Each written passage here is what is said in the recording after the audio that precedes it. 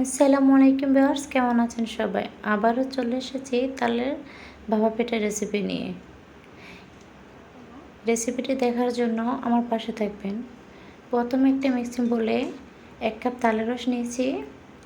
তারপর দিয়ে দিব 1 কাপ চালের গুঁড়ো, দিয়ে দিব 1 কাপ ময়দা, তারপর দিয়ে দিব 2 কাপ চিনি আর স্বাদ মতো লবণ।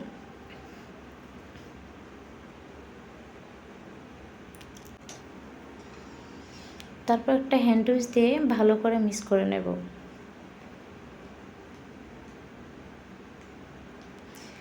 ভালো করে মিক্স করা হয়ে গেলে এখন দেখেন আমার ব্যাটারটা কীরকম হয়েছে। এরকম একটা পারফেক্টলি ব্যাটার তৈরি করবেন।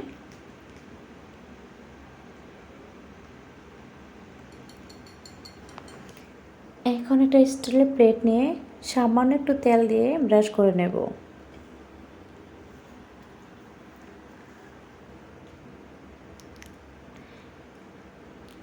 তেল ব্রাশ করা হয়ে গেলে তারপর তালের ব্যাটারটা আমি একটু একটু করে প্লেটে ঢেলে দেব।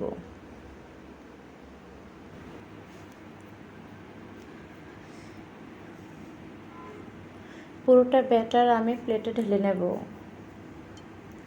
ঢেলে নেওয়া হয়ে গেলে একটু নারকেল পুরো দিয়ে আমি পিঠাটা সাজিয়ে নেব, যাতে দেখতেও সুন্দর লাগে, খেতেও খুব ভালো লাগে। চুলায় একটা পাতিল বসিয়ে দিয়েছি। পাতিল বসিয়ে দিয়ে পরিমাণ মতো পানিতে ভাপ দিয়ে নিয়েছি। একটা স্ট্যান্ড বসিয়ে দিয়েছি, স্ট্যান্ডের উপরে প্লেটটা দিয়ে দেব।